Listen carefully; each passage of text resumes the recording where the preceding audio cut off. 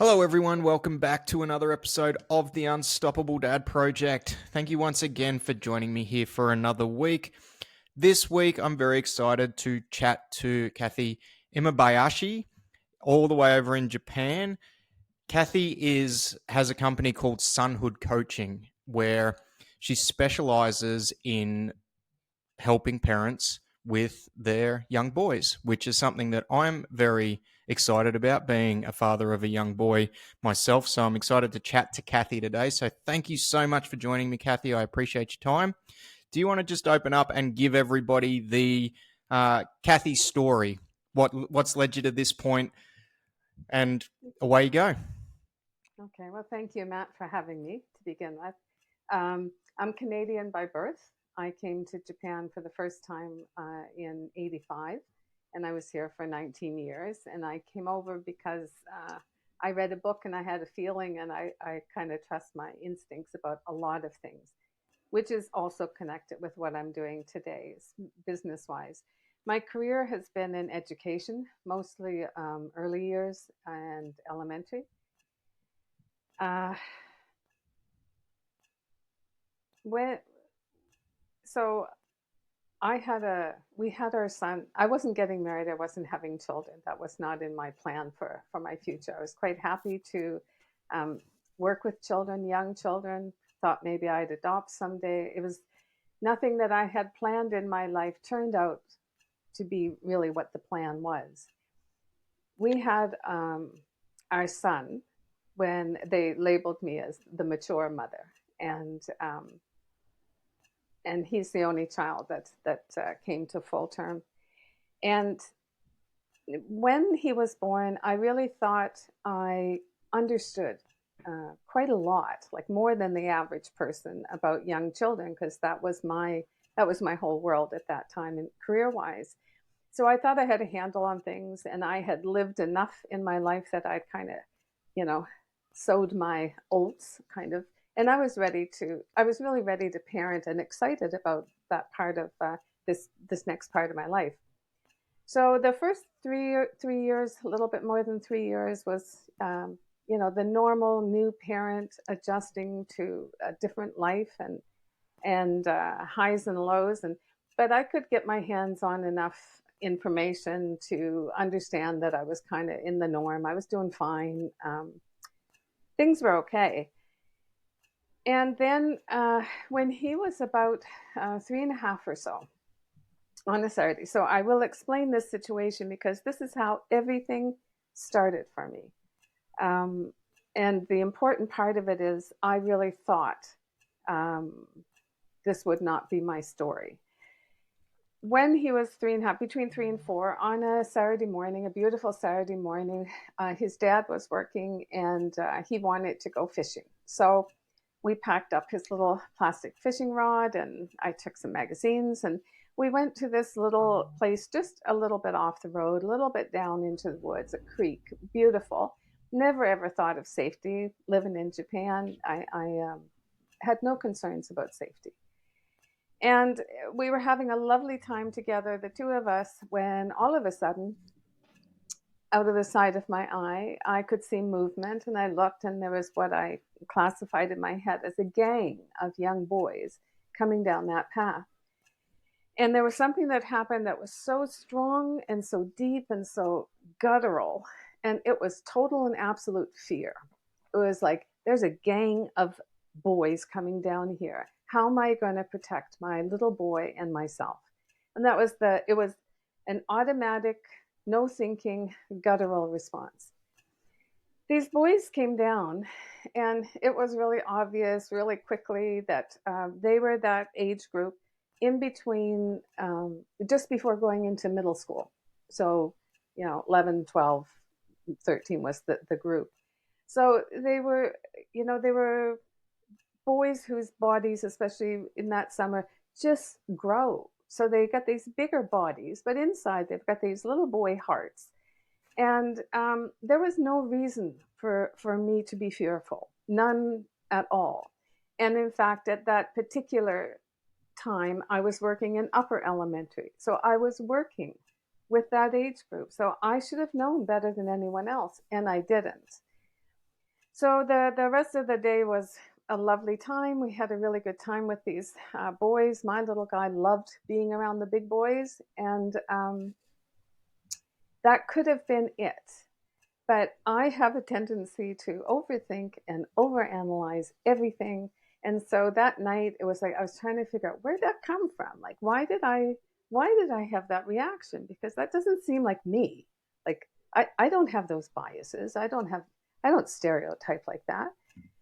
And I could not come up with any logical reason. I hadn't had any trauma in my own life that would have instigated that kind of a trigger. There was no logical reason.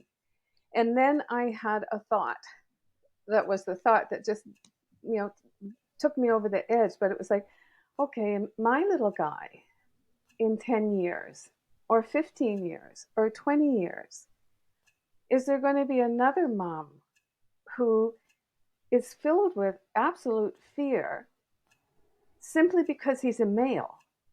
And there was something about that image of someone being so afraid of my little boy for no other reason than he was male that was like, something's wrong with this picture. And I don't know what it is, and I don't understand it, but I'm going to find out. So it's been like 27 years now, and I'm still finding out. But that's how it all started. And um, from that point on, I just really, anything I could get my hands on, and there wasn't as much then as there is now.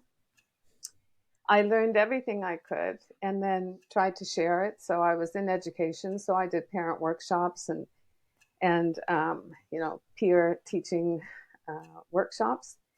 I, it was like the thing that made me just, it drove me. It was something kind of uncontrollable, but also fascinating, like absolutely fascinating.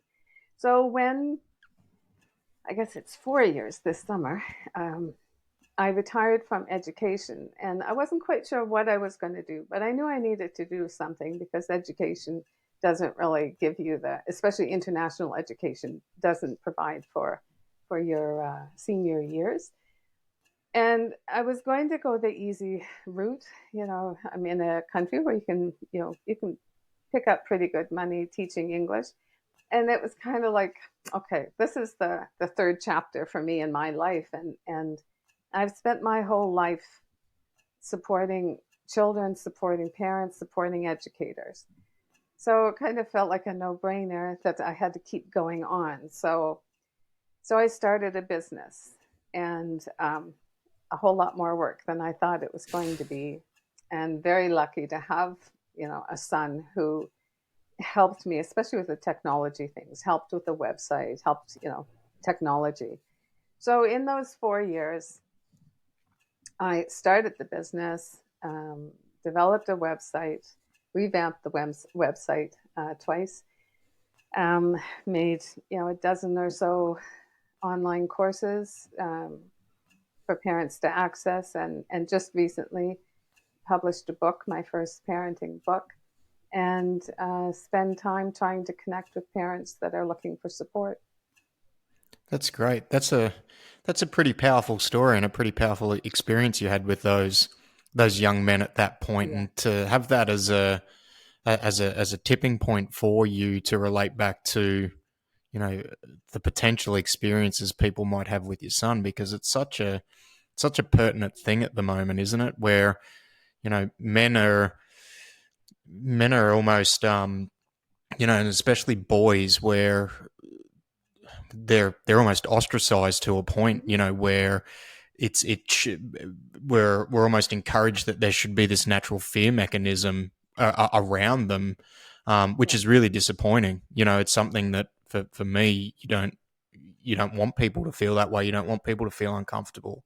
You want people to they should feel comfortable around men. Like, men should be protectors. Well, there's so much of it, and the biggest part of it is that you don't know what you don't know. Hmm. So you never think, if I had just taken that experience at face value, then it just would have been an experience.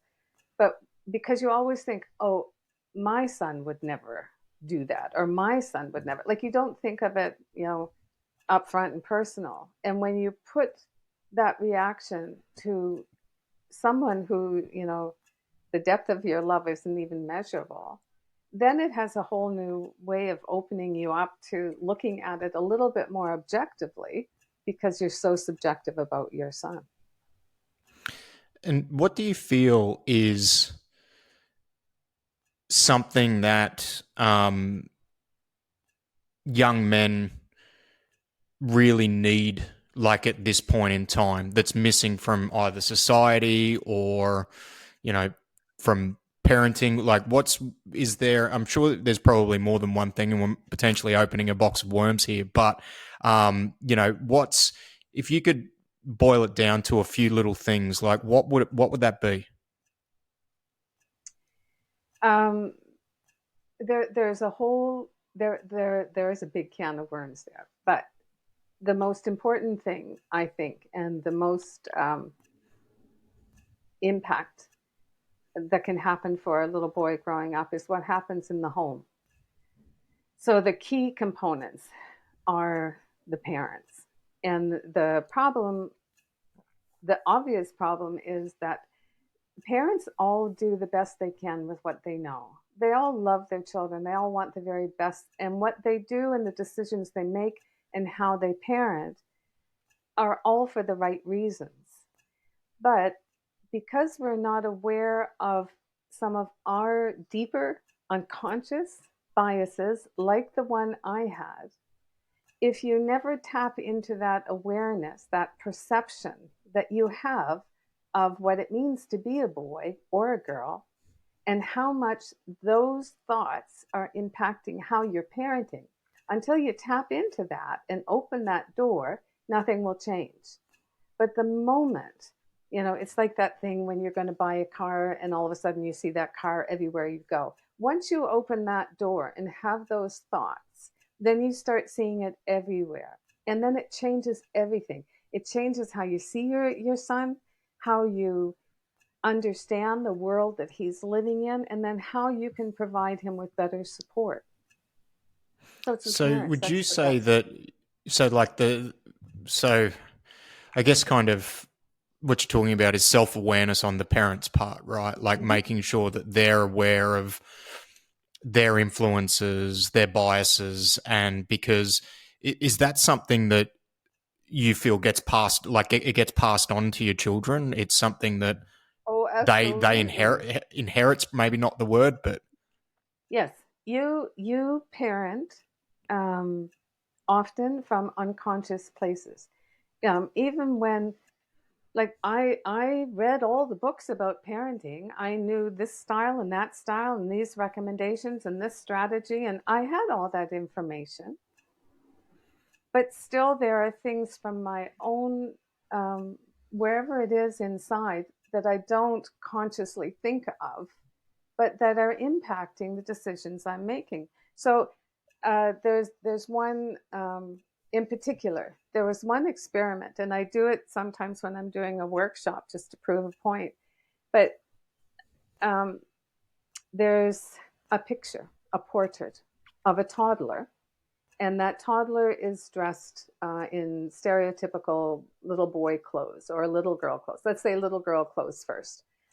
And uh, there were 5 or 6 adults, and they were interviewed one by one. They came into the room, they looked at the portrait, and the interviewer asked a series of 4 questions. He said, "What do you think that child's name might be? What do you think their behavior, their character might be like? What do you think their hobbies, what might their hobbies be? And what do you think their future might be career wise?" So they went through that with the 5 or 6 adults. And then they brought in a new portrait. And this portrait was of a child and dressed in stereotypical little girl clothes.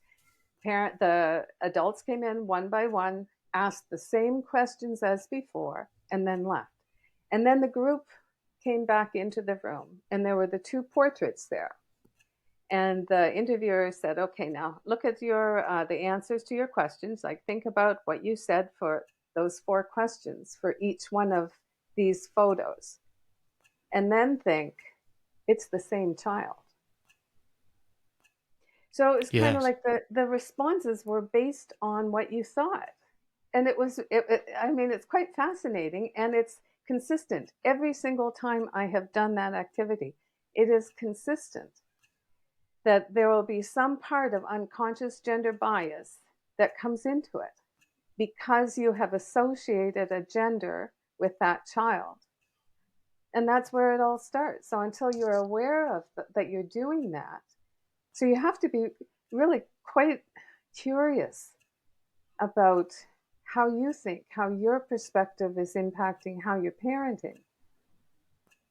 And it's I mean, one thing I talk to friends about, I've talked about on the podcast like a lot, is just how our kids are just mirrors of what we are. Like, you know, it's something that I've spoken about, where it's like I've worked out over the years that sometimes the things that I get most frustrated with my children about are the exact things that I'm doing, and Mm-hmm. it takes that step back where it's like, you know, you see them doing something and you kind of feel the frustration coming up, and it's like, hang on, why am I frustrated here? And it's like, oh shit, like that's me, like that's why I'm getting frustrated, and that's a Yeah. part of me that I'm not happy with. And I guess that's kind of the same thing that you're saying there. Like, the parents have these inherent biases that they've got based off whatever context they're looking at, and that's going to be picked up by the kids eventually.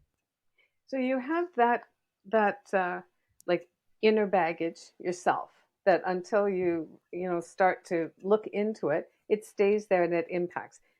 Like a really easy thing is if you're having some situation with your child, uh, and if you are reacting in a certain way, and if you can think in your head, would I react the same way? Would I say the same thing if it wasn't my son but it was my daughter? And sometimes that, because sometimes you really will say no.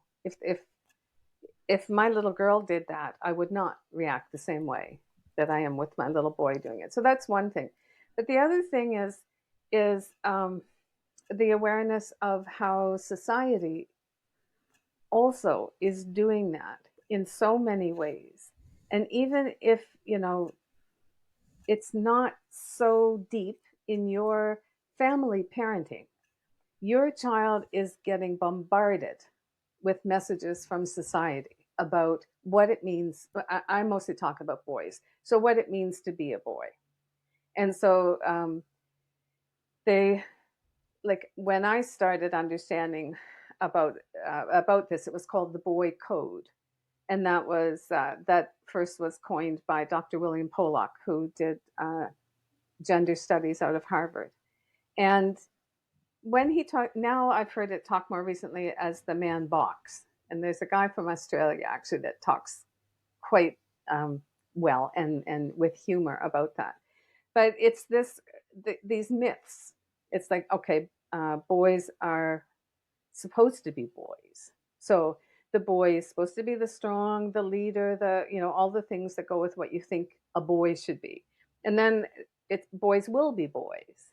So that's when you start saying, well, yeah, it's okay for him to punch that kid because that's what boys do when they're mad. And so behavior gets explained away because that's boys. And will be boys, should be boys, and then boys are toxic.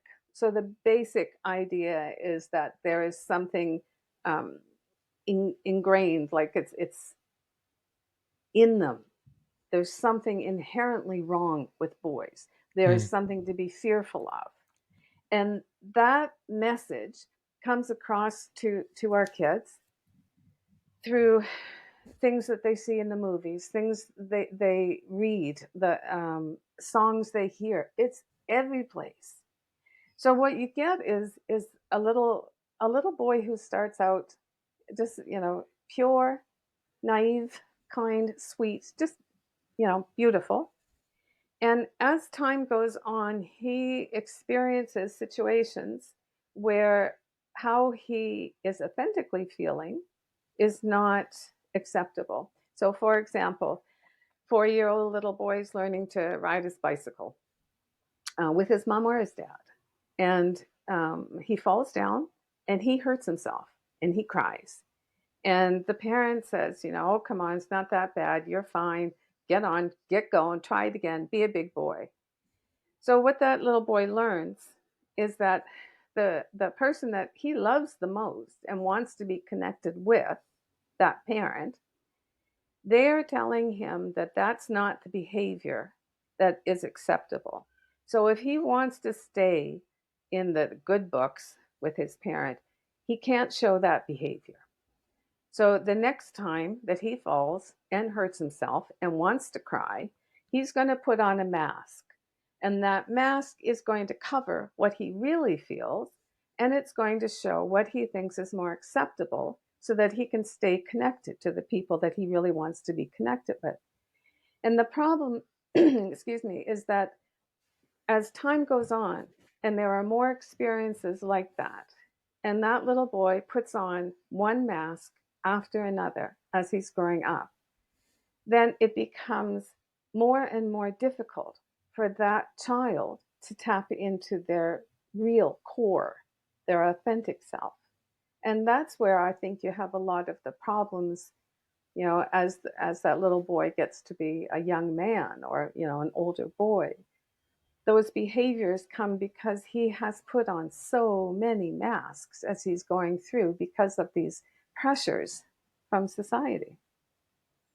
It's a level of confusion there at that point, isn't it? It's like, this is what I'm Absolutely. feeling internally, but this is what I'm expected to do externally. Yeah. And so in that particular situation that you mentioned with the 4-year-old on the bike, like what would be a better way to let them, I guess, get through those feelings, but also emphasize that, like, it's important to get back on the bike or get back on the horse. Like, don't let, what would be a better way of handling that? I think it's kind of like when you would do the same thing for the girl and the boy. So if it was because I've spent my whole life kind of on the playground and in the classroom, there are accidents all the time, and different cultures, the children react different ways. But I remember when I first was coming into Japan, and a kid would fall, and it would be like they were dead, like they'd be screaming bloody murder, and so I learned pretty quickly. It didn't matter if it was a girl or a boy. So when something like that happened, I would go immediately because you don't know if it's real or not. But I wouldn't over empathize. It was like I was quite firm, like, if you're all right, then please get up. And that was it. And I might have to say it a couple of times. And then when the child got up, then I could really put on the empathy. It's like, can you tell me what happened? Is your body hurt? Are you feeling sad? And then, what do you need to happen to make you feel better? And it didn't matter if it's a girl or a boy. Yeah, it's the same approach, right? Like, I've got a girl and a boy. So our oldest is a girl and our youngest is a boy. And um, I guess that's one thing subconsciously I've tried to do is, we talk to our daughter at the moment thinks she's hard done by because there's an age gap, and we have higher expectations of her because she's older. And we've tried to explain to her that, look, it's not that you're being treated unfairly; it's that you're older. We have the same expectations of your brother at 5 as what we had of you at 5. It's just Yeah. now you're almost 9 and he's 5, so we can't have the same thing as they like. As you get older, you're going to have more expectations, but with that, you're going to get more. And so it's something that, as they grow up, it's pretty easy to get sucked into treating them differently just based off their gender because, you know, especially from a male point of view, like my daughter's dad's little girl, like, and my Yeah. son, he's my son. And it's kind of, we almost fail at the margin of our experiences, right? Like, I was parented a particular way, which was what my dad tried to do better than what his dad did, but it Yeah. was still, there were a lot of things that happened there. And I'm very cognizant of that. But I guess it comes back to your original point where it's all trying to have that level of self-awareness in the moment about what's going on, right? And not Yeah. falling back into those old patterns. Well, usually that's it. Like we either choose to parent like we were parented, or we parent in a different way because we want to make changes. Like it's usually one thing or the other, but we're usually conscious of that choice that we're making. It's the unconscious decisions that we make that cause, more problems actually in how we're parenting. So the awareness is everything. And and there's ways to to kind of get into and examine, do you have some of these feelings that are unconscious, are they coming out in your parenting? And usually by the time people come to me, it's because there's too much chaos, there's too much happening, and the parent has tried everything, and they're working really hard, and still the level of frustration that they're experiencing in their parenting is not good for either them or their child. Would that be very? There'd be a lot of grey area there, though, right? Like it's like the biases aren't. It's not always going to be, hey, I'm completely bias free in my parenting, and then hey, I'm completely like it's I'm letting these unconscious biases sneak in. There'd be a lot of grey area there, and it's kind of a learning process, right? Like it's not like a switch, you're on or you're off. Hmm. I think you do turn the switch on or off.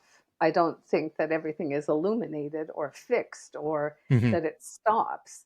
But yeah, I do think that there is a switch that gets turned on once you become curious enough to start digging, and that's all it is. Just to keep digging to understand more, because there is so much there, and it can be, it doesn't need to be as hard as it is, Mm. either for us as a parent or for our children. It doesn't need to be so hard. Yeah, and yeah, that's it's really powerful advice. I think that's being able to look inwards and be very self-aware is a skill that a lot of people lack, I think, in today's day and age. That it can be such a powerful driver for everything we do in life. Well, and I think for males, like you're kind of, you're not forced into, but that's the expectation, that you're not going to dig deep into your emotions. You're not going to go searching for those problems. You're going to fix problems. You're going to, be the hero in the home. And so so that makes it twice as difficult, because um and it's changing. I will say that, like, it is changing.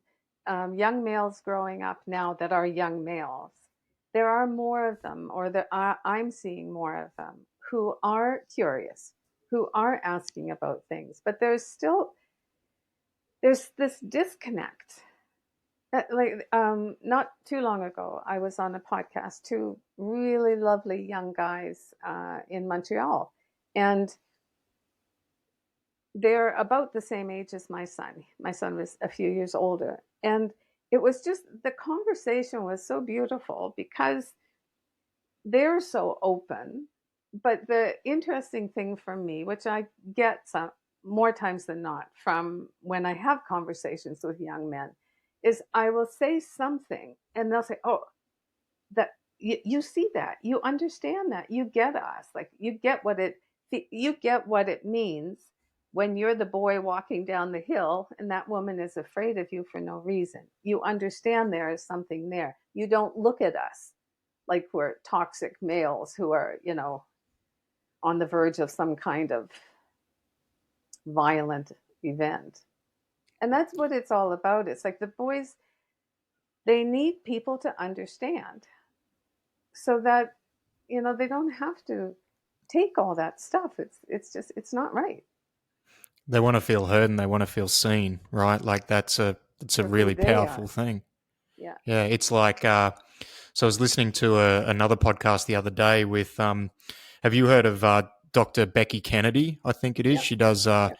Yeah, and she was, and one thing that just stuck out to me, and it again doesn't matter whether it's male or females, but like a line she used is "I believe you." Like when you're taught, like when the kids are trying to tell you something, like it's like she kept coming back to that, and that was like Yeah, the one thing that stuck out to me, and I'm like, oh, like that's it's such a powerful little phrase just to show them that, like, you know, you're seen and you're heard, and you know, yeah, I get what's going on, because it's easy to, as a parent, to get into that mode of, especially for men, you know, trying to fix things. It's like, you know, there's sometimes a line in this house when we're talking or we're upset where it's like, for me, just because that's the default mode, it's like, am I listening or am I fixing now? Like, which yeah, one is it? Because there has to be, you know, I want to, like, you know, if there's a problem, I want to fix it as absolutely. a Yeah.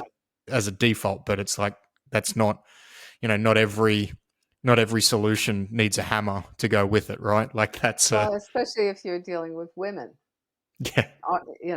that's often not the case. In just in what you said about Dr. Becky's that phrase, "I believe," I don't tend to use that one as much unless it's like I would use that with my son because that's the relationship that we've built. But for all children, I would use the phrase, "I understand," Mhm. and that's just to say you're in pain, even if what they did was wrong, they made some kind of poor choice or whatever. I can still understand where they are, what they're feeling, and that's the same thing. They're heard, they're understood. That's great. In some of the information that you sent through to me, you use the line remarkable men, helping boys become remarkable men. What do you define as a remarkable man? Mm, Actually, someone asked me that question, and it kind of took me back. And I guess I think of remarkable humans, and then I attach those qualities to a remarkable man. But a remarkable human is someone who um, shows respect and empathy for others, compassion, who recognizes people's challenges and strengths and compliments and supports. It's someone who is confident enough in themselves that they can really be open and connected to others. That's great. And to bring it back to, I guess, fatherhood, how important is the father's role in a son's development? Huge, huge, absolutely huge, and not just their sons, like in everyone. Mothers and fathers both play pivotal roles in their children growing up. The mother is usually, Stephen Biddip. I do. So he talks he's incredible, and he talks about some different stages where, like in the earliest years, it's usually the mother, and often, that's also connected with the physical bond when the baby is first born. So in those first, maybe 3 years or whatever, the mother is really the prominent caregiver, although the father also has, contributions to it. And then after that, the next phase, it switches a little bit, especially for the little boy. And the father becomes he's in the highlight. So it's gone from mom to dad, and with the mom being a little bit more in the limelight. And then it moves up to dad being a little bit more, still with the mom contributing fully to it. And then when they get a little bit later on, like when they're moving into their, preteen teen years, that's when it goes to the next phase of mentors. And that's when the male mentors come into helping to support and guide the young boy who's growing up. So the parents still have, you know, like an extremely important role, but it shifts a little bit as your little guy is growing up. But the father is always like It's a very, very important role, just as mothers is. But sometimes I don't think we give enough attention and credit to the male role. For sure. I 100% agree with that. I think some dads, especially dads that have reached out to me through the podcast, like they feel, well, like, in the early stages of being a dad, you do feel a little bit useless because, as you said, Sure. it's like there's the physiological reliance that the baby has with the mother that there's not a lot of input we can have with that. But I do get a lot of messages from dads who feel like their their contribution isn't as important as what it potentially is, which is one of the reasons for asking the question to I believe and know how important it is, and to have a positive male role model in both a daughter's and a son's life. But I do believe it's for different reasons. Would you agree with that? Yes, yes, I would. Um, I can speak to a relationship with my own father being, when I was growing up, the most important um, relationship I had, far surpassed my relationship with my mother. And then I can look at our son's relationship to his father. And although, the three of us have a really strong family unit, and we have different things, and part of it helps not just gender, but culture and language.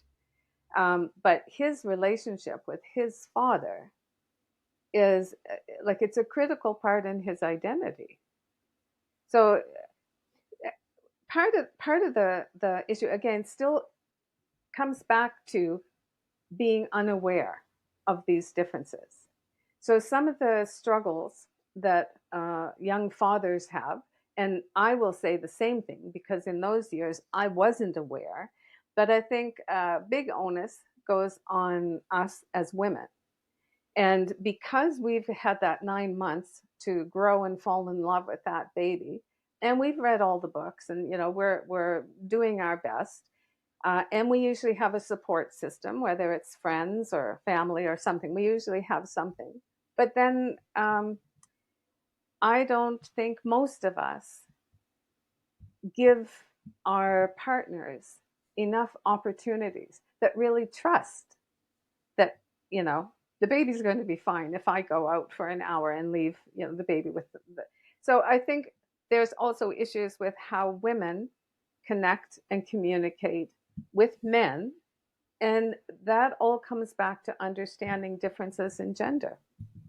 So I think men have it. I mean, you've got some things stacked up against you.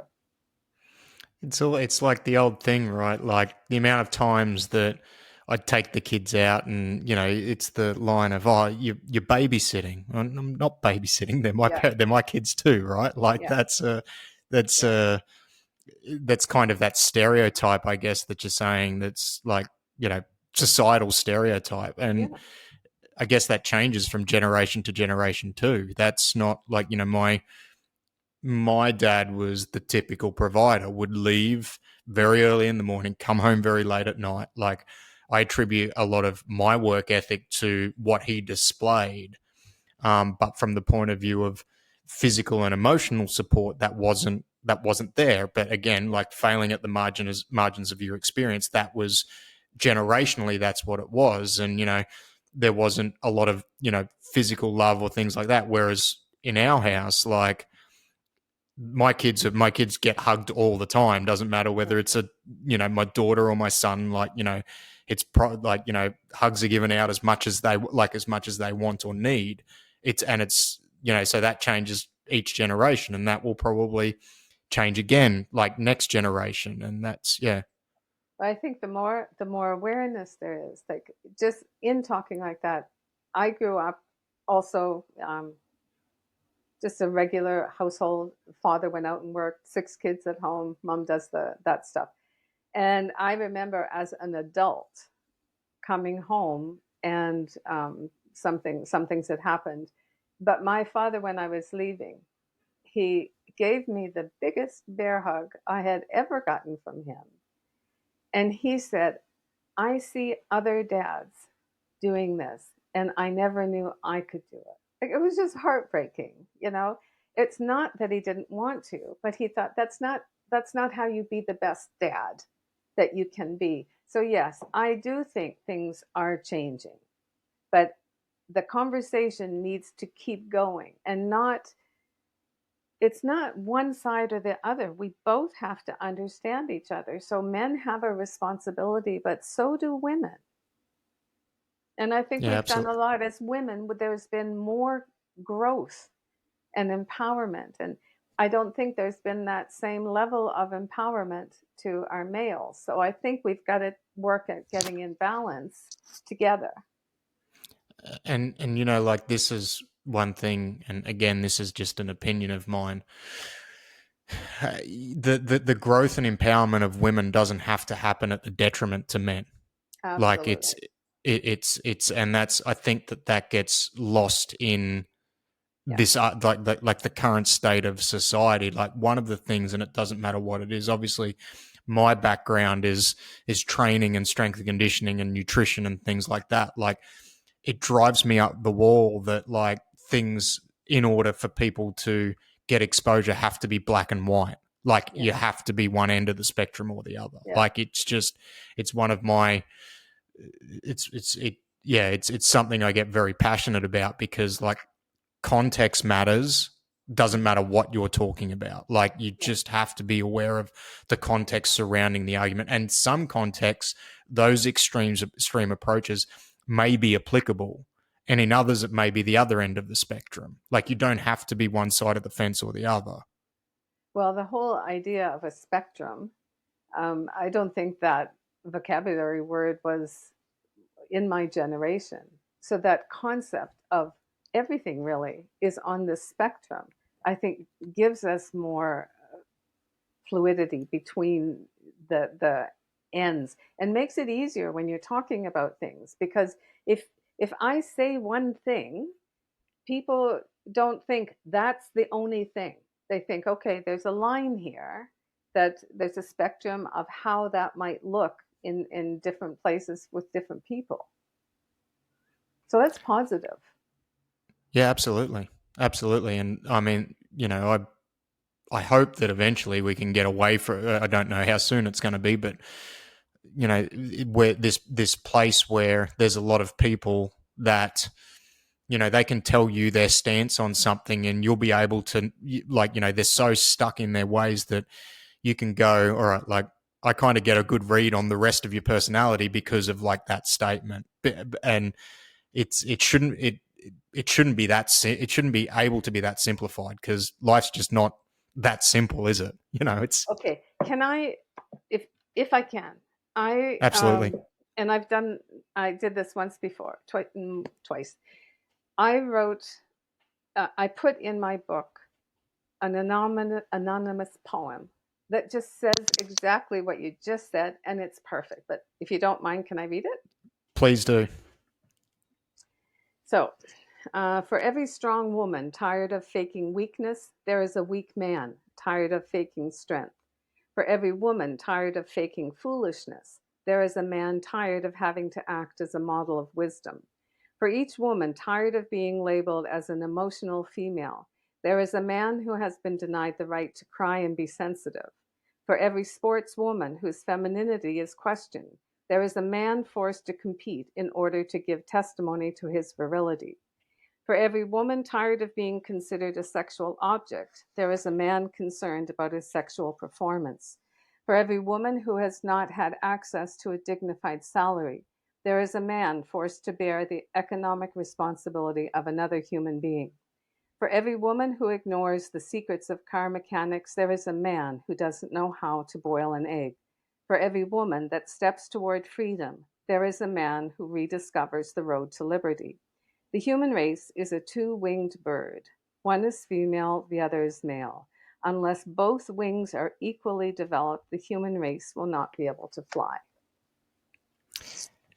That's very pertinent, and that's an amazing poem. Like, it's, and Isn't that? just, in today's society, it's something that I think needs to be reflected on like a lot more, because that a message like that just gets lost in the world at the moment. Yeah, but that's the core of the message. And it's that it's, like you said, it's not if we make things better for females, then we stop making things better for males. And that's kind of the way it's gone um, in the last few generations. So Yeah, it's all about understanding making, yeah, sorry, understanding there's enough to go around. Like, it's absolutely. your success doesn't have to be at the detriment of somebody else's. It Yeah, doesn't matter whether it's male and female, or it's, in business where it's like, I see that other person succeeding, they've got a similar business to mine. It's there's enough to go around, and it's I don't yeah. know if it's Carol Dweck that I know she's got the mindset stuff, but having a mindset of either abundance or scarcity. And that's kind of the whole concept behind it. And when you have the mindset of abundance, that's the whole thing. There's enough for everyone. There's no need to hoard it or be worried about not getting enough. But if you have the mindset of scarcity, then everything is at risk of running out. So you're going to have to grab it really quickly before the other person does and you get left out. So, yeah, I think that's a crucial point in people um, being able to tap in how we can all have it good or better. We can all have it better. That's fantastic. I do want to just ask you one last question before we wrap up. And this is relating back to one of the very first things you said when you were talking about moving to Japan. You said you read a book. What book Yes. was that you read before you moved? I read Shogun by James Clavell, and it was just I've by chance. I got the book in a secondhand store. Up until that point, though, I had no interest or experience with Asia. Zero. My heart was set on someday going to Africa, and I had that interest all my life.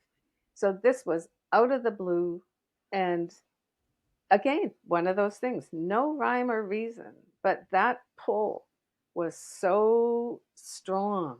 Like it was really quite incredible. But that pull is what brought me here and just changed the whole trajectory of my life. Funnily enough, I've just ordered that book based off the back of the Disney series that has just come out. Okay, So I've read a few things that the series deviates from the book a little bit. So I'm interested in it actually does. reading the book, which is why I've ordered it. So I'm waiting for that to show up, which is Well, cool. I Very read cool. that book in '84, I guess, and so that's 40 years ago. Yeah. And I did watch the series that recently came out, and there were things in it that, like, I remembered clearly from the book.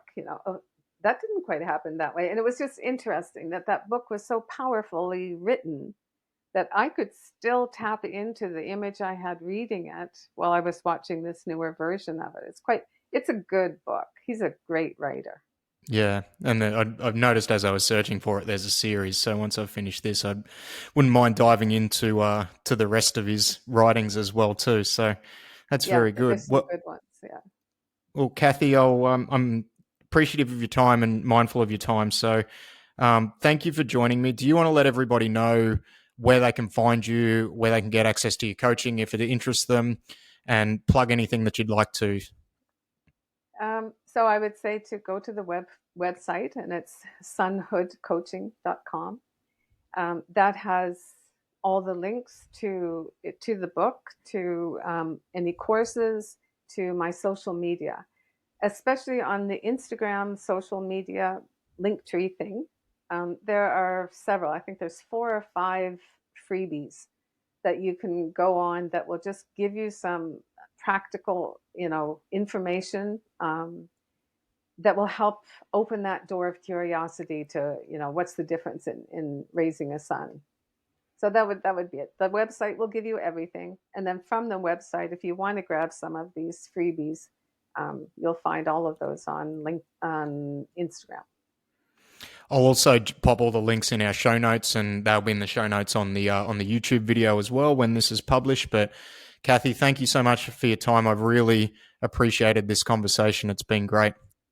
Thank you for having me. I enjoyed Thank, talking with you. thank you.